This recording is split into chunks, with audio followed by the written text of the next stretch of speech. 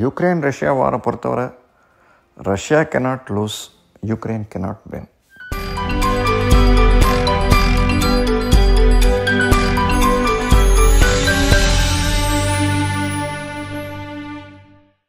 Welcome to our channel தமிழக pulse and geopolitics update. அனைவருக்கும் வணக்கம். இப்போ ரஷ்யா யுக்ரைன் வார் கிட்டத்தட்ட 3 வருஷம் ஆயிடுச்சு, அதனாலே முடிஞ்சு போயிடுச்சு. 4வது வருஷம் போயிட்டுருக்கு. பட் இதில் என்னென்னா ட்ரம்ப் அவர்கள் பிரசிடென்ட் ஒரே சொல்லியிருந்தார். நான் வந்த உடனே ஒரு வாரத்துலேயே இந்த வாரம் நிறுத்திடுவேன், 1 day is enough, அப்படி சொல்லி நிறைய சவாலெல்லாம் விட்டுருந்தார் அவர். பட் அவரும் கொஞ்சம் ட்ரை பண்ணார். நம்ம சொல்ல முடியாது, நம்ம cannot say that he didn't try hard. அவரும் ட்ரை பண்ணார். பட் முதல்ல பார்த்தோம்னா யுக்ரைன் பண்ணாருன்னா try to pull the plug. சரி, நான் எய்டை ஸ்டாப் பண்ணுறேன்னாரு. உடனே அப்போ ரஷ்யா அதை பண்ண போகிறாங்க. ரஷ்யா பார்த்தா இன்னும் பயங்கரமாக அவங்க தகவல் வளர்த்துக்கிட்டு இருக்காங்க யுக்ரைன் மேலே. ஸோ இதோட என்ன பண்ணாருன்னா, சரி இவர் ட்ரம்ப் திடீர்னு ஆதரவு விலகின மாத்திரம் இல்லாமல் ட்ரம்ப் இன்னும் அதிரடியும் ஒன்று பண்ணார். டைரெக்டாகவே ரஷ்யாவோட பேச ஆரம்பிச்சிட்டார். ரஷ்யா அண்ட் யுக்ரைனோட மத்தியஸ்தம் பண்ணி டோட்டலாக யூரோப்பியன் பவர்ஸை அவரை இக்னோர் பண்ணிட்டார். அதுக்கு முந்தையே நீங்கள் பார்த்தீங்கன்னா சொல்லியிருந்தார், Trump is a business man. அவர் ஸ்க்ரீனாக சொல்லிட்டு இருந்தார், நாட்டோவுக்கு only America is paying more money, not the European countries. So they should increase their ஷேர்னு க்ளீனாக முதலே சொல்லிட்டு இருந்தார் ட்ரம்ப்பு. அவங்களாம் சீரியஸாக எடுத்துக்கல. அப்புறம் ட்ரம்ப் சொன்னோன்னா, okay they have to again pour more GDP. From the GDP they have to pour more money. But அதில் என்ன வேடிக்கைன்னா ஆல்ரெடி யூரோப்பியன் கண்ட்ரீஸ்க்கு பயங்கரமான கடனில் சிக்கியிருக்காங்க. எல்லாருமே எல்லாருமே தத்தளிச்சிக்கிட்டு இருக்காங்க. உதாரணம், ஏன்னா மெயினாக ரஷ்யன் கேஸை ஸ்டாப் பண்ணிவிட்டு they are being forced to import gas at higher prices. அதுதான் அவங்களுக்கு பெரிய பிரச்சனையாக இருக்குது இப்போதைக்கு யூரோப்பியன் கண்ட்ரீஸ். ஸோ எக்கானமிலாம் டவுன் டவுனில் போயிட்டுருக்கு. இப்போ ஜெர்மனிலாம் பார்த்தா ரெசெஷனில் போயிட்டாங்க ஆல்ரெடி. ஏன்னா அவங்களோட இண்டஸ்ட்ரீஸ்லாம் இப்போ நிறைய ஃபேக்ட்ரிஸ்லாம் க்ளோஸ் பண்ண ஆரம்பிச்சிட்டாங்க. ஜெர்மனியில் க்ளோஸ் பண்ணுறாங்க, இல்லை தூக்கி அமெரிக்காவுக்கு ஷிஃப்ட் பண்ணிகிட்ருக்காங்க. ஸோ இப்போ அந்த மாதிரி சூழ்நிலையில் ஜெர்மனி இருக்குது. ஃப்ரான்ஸு ஏனோ தானோன்னு இருக்குது. யூகேவும் கேட்கவே வேணாம். எப்போ யூரோ வேணான்னு தனியாக போனானுங்களோ இதுவும் யூகேவும் பயங்கரமான இட்ஸ் இன் டால்ட்ரம்ஸ். ஸோ அந்த மாதிரி ஒரு சூழ்நிலையில் நீங்கள் கவனிச்சிங்கன்னா யூகே, ஃப்ரான்ஸ், ஜெர்மனி நாங்கள் 3 பேரும் சேர்ந்து சப்போர்ட் பண்ணுவோம் யுக்ரைனுக்கு. பெரிய ஜோக்கு மாதிரி தான் இருக்குது. பட் சீரியஸாகவே பண்ணிகிட்ருக்காங்க. அதுக்கு என்ன காரணம் பார்த்தோம்னா அது 3 கண்ட்ரீஸுமே டவுன் டர்னில் இருக்கிறதுனால now they want to show the relevance in world politics. இப்போ எப்படின்னா, இப்போ ரவுடிங்கெலாம் பார்த்தோன்னா மக்களுக்கு ஒரு பயம் இருந்தால் தான் ரவுடிங்கெலாம் மக்கள் பயப்படுவாங்க. மக்களுக்கு பயம் போயிடுச்சுன்னா ரவுடிஸ் ஒன்றும் பண்ண முடியாது. அந்த மாதிரி இவங்கெல்லாம் 3 எர்ஸ்ட்வைல் கொலோனியல் பவர்ஸ் பார்த்திங்கன்னா அவங்களுக்கு ஏதாவது ஒன்று காமிக்கணும், தான் பலசாலின்னு காமிக்கிற ஒரு சூழ்நிலையில் இருக்காங்க அவங்க. இப்போ ட்ரம்ப்பை இக்னோர் பண்ண ஆரம்பிச்சிட்டாரு. இப்போ யுக்ரைன் வாரம் முடிவில்லாமல் போயிட்டுருக்கு. அப்படின்னும் போது சரி ரஷ்யா எப்படியான கார்னர் பண்ணி ஆகணும் அப்படின்னு சொல்லிட்டு சரி நாங்கள் இது பண்ணுறோம் அப்படின்னு சொல்லிட்டு அதை ஒன்று பண்ணிகிட்ருக்காங்க. சரி, ஆரம்பத்துலேருந்தே பார்த்தோம்னா இந்த வாரே எப்போது முடிஞ்சிருக்க வேண்டியது, 3 years பேக்கு முடிஞ்சிருக்க வேண்டியது.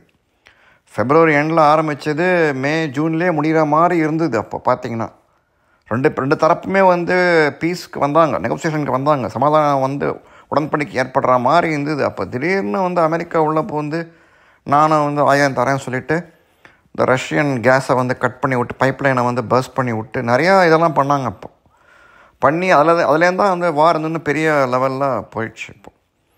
ஸோ இப்போ இவங்களுக்கு ஜெர்மனி, ரஷ்யா, ஜெர்மனி, இங்கிலாந்து இவங்களுக்கெல்லாம் தன்னோட ரெலவன்ஸை காமிச்சிக்கணும் அப்படிங்கிறத மாத்திரம் இல்லாமல் அவங்களோட ஜிடிபியை இன்க்ரீஸ் பண்ணுறதுக்கான ஒரு வாய்ப்பாக இதை கருதுகிறாங்க. இப்போ ரஷ்யாவோட பணம் கிட்டத்தட்ட $400 billion இங்கே யூரோப்பில் சிக்கியிருக்கு. இப்போ அந்த பணத்தை வச்சு இவங்க ஆயுதம் ப்ரொடியூஸ் பண்ணி அந்த ஆயுதத்தை தூக்கி இவங்களுக்கு கொடுக்குறான்றாங்க. இப்போ ராப் பீட்டர் அண்ட் பே பால்னு இங்கிலீஷில் காசு சொல்லுவாங்க. அந்த மாதிரி தான் இருக்குது. ரஷ்யாவோட மணி இங்கே பேங்க்ஸில் ஃப்ரீஸ் ஆகிருக்கு. அதை வச்சு திரும்பி இவங்க அந்த பணத்தை எடுத்து உருவி அதுலேருந்து ஆயுதம் தயாரித்து கொடுக்க போகிறாங்களாம் யுக்ரைனுக்கு. இது எந்த நாடும் ஒத்துக்காது. அப்படின்னா வேறு வழி கிடையாது. ஏன்னா இப்போ ஆல்ரெடி சாங்ஷன்ஸ், ஏகப்பட்ட சாங்ஷன்ஸ் ரஷ்யா மேலே இருக்குது. ஸோ இன்னும் நிறையா சாங்ஷன் மேலே சாங்ஷன் போட்டு ரஷ்யா ஒரு மாதிரி கார்னர் பண்ணி டிஃபீட் பண்ணணும் அப்படிங்கிற ஒரு எய்மில் இருக்காங்க இவங்க. பட் அது நடக்காதுன்னு நமக்கு தோணும். ரஷ்யாவை பொறுத்தவரை வந்து அவங்க நியூக்ளியர் ஆர்ம்டு கண்ட்ரி அவங்க. ஸோ ரொம்ப வந்து அவங்க வந்து கார்னர் பண்ணிங்கன்னா அவங்க வந்து ஒரேடியாக ஒரு நியூக்ளியர் போட்டு யுக்ரைனை வந்து போட்டு தள்ளுவாங்க. ஸோ அதே மாதிரி பார்த்தோம்னா இந்த யூரோப்பியன் கண்ட்ரீஸ்லையுமே வந்து எதுவுமே வந்து நேட்டோவுக்கு நிறைய செலவழிக்கிற நிலைமையிலையுமே இல்லை. அப்படிங்கிற போது இவங்க இந்த மாதிரி பண்ணுறது வந்து நிஜமாகவே வந்து ரொம்ப ஒரு ரிஸ்க்கான ஒரு அட்வென்ச்சர் தான் இது. பட் இது வேறு வழி அவங்களுக்கு கிடையாது இப்போ. ஏன்னா வந்து நேட்டோவுக்கும் பணம் கொடுக்கணுங்கிற ட்ரம்ப்பு, ப்ளஸ் இங்கே வந்து யுக்ரைன் வாரில் ரஷ்யா வந்து ஜெயிச்சிச்சுன்னா அவங்க வந்து பெரிய லாஸ் ஆஃப் ஃபேஸ் ஆகிடும் அவங்களுக்கு. ஏன்னா அவங்களுக்கு இன்னொன்று பயம் என்னென்னா, சப்போஸ் ரஷ்யா வந்து திரும்பி இது மாதிரி போலாண்டு இப்படியே பிடிச்சாங்க என்ன பண்ணுறது அப்படிங்கிற ஒரு பேதி அவங்களுக்கு. ஏன்னா ரஷ்யாவை பொறுத்தவரை அவங்க வந்து இதெல்லாம் வந்து ஒத்துக்கவே இல்லை. யுக்ரைனை வந்து முதலேருந்து நேட்டோ சேரக்கூடாதுன்னு சொல்லிட்டு இருந்தாங்க. அப்போது நேட்டோ வந்து சேர போகிறேன் அப்படின்னு சொன்னதுனால தான் வந்து இவ்வளோ பிரச்சனையுமே வந்து யுக்ரைனுக்கு வந்திருக்கு. அது அவங்க வந்து புரிஞ்சுதா இல்லையானு தெரியல. அதே மாதிரி யுக்ரைனு பார்த்தீங்கன்னா வந்து இந்த பீஸ் நெகோசியேஷன் வந்து நீங்கள் கவனித்து பார்த்தீங்கன்னா இதுக்கு போயிட்டு ரஷ்யாவோட போகும்போது பார்த்தீங்கன்னா 2-3 days பேக் ஸோ பார்த்தீங்கன்னா கூட என்ன சொல்லியிருந்தாங்கன்னா வந்து ரஷ்யா ஷுட் விட்ரா, நாங்கள் வந்து நேட்டோவில் போய் சேர போகிறோம், இப்படிலாம் வந்து கதை விட்டுட்டு இருந்தாங்க. ஸோ ரஷ்யாவை வந்து பார்த்தோம்னா அவங்க வந்து ஈஸியாக வந்து கொசு மாதிரி யுக்ரைன் நசுக்கிடலாம், நிறையா மிசைல்லாம் விட்டு. பட் அவங்க வந்து இன்னும் கொஞ்சம் பொறுமையை கடைப்பிடிக்கிறாங்களோ, இன்னும் கொஞ்சம் மெதுவாக பண்ணணும்னு தோன்றுறாங்க. பட் இதில் இன்னொன்று என்னென்னா வந்து இன்னும் இன்னும் பெருசாக்குற அளவுக்கு இப்போ யுக்ரைன் போய் இன்ஃபர்மேஷன் பண்ணி விட்டாங்க. உள்ளே போய் ரஷ்யாவோட உள்ள 3000 கிலோமீட்டர் உள்ளே போயிட்டு அவங்களோட வந்து ஏர்க்ராஃப்ட் மேலேயே வந்து இது பண்ணி பாம்பு போட்டு ட்ரோன் ஏவி விட்டு பண்ணியிருக்காங்க. ஸோ இந்த ரியாக்ஷன் வந்து பயங்கரமாக போகுதுன்னு தான் நமக்கு தோணுது. ஸோ இன்னும் எஸ்கலேட் பண்ணணும் அப்படிங்கிறது தான் வந்து இவங்களோட ஏமாக இருக்குது இந்த 3 யூரோப்பியன் பவர்ஸ். ஏன்னா வந்து இப்போ ரஷ்யா வந்து திரும்பி நியூக்ளியர் வெப்பனை போட்டாங்கன்னா அவ்வளோதான், எல்லா கண்ட்ரீஸுமே வந்து ரஷ்யாவுக்கு எதிராக திரும்பிடும். அப்போ ரஷ்யாவுக்கு வந்து ஒரு ஆதரவு வந்து குறையறதுக்கான சான்ஸ் இருக்குது. ஸோ அதனால் வந்து அதை தான் வந்து இவங்க விரும்புகிறாங்க இப்போதைக்கு. ரஷ்யாவுக்கு எப்படியா ஆதரவு குறையாதா, நம்ம வந்து எப்படியான ஜெயிச்சிட முடியுமா? பட் இந்த வாரே பார்த்திங்கன்னா வார் ஆஃப் அட்ரிஷன் தான் வந்து Ukraine cannot win and Russia cannot lose. அதுதான் இந்த வாரோட மெயின் இதுவே, இது தாத்பரியமே இதுதான் இந்த வார் இப்போதைக்கு. சார் டெஃபினட்டாக தோக்கிற மாதிரி ரஷ்யா டெஃபினட்டாக வந்து ஒரு நியூக்ளியர் போட்டு காலி பண்ணுவாங்க இவங்கள யுக்ரைனை. ஸோ ரஷ்யாக்கிட்டேருந்து எப்படியாவது வந்து தங்களோட இம்பார்ட்டன்ஸை வந்து தக்க வச்சுக்கணும். ப்ளஸ் ரஷ்யாவை வந்து எப்படியான கார்னர் பண்ணிக்கணும், அவங்க ஒன்றும் இல்லைன்னு ப்ரூவ் பண்ணணும்.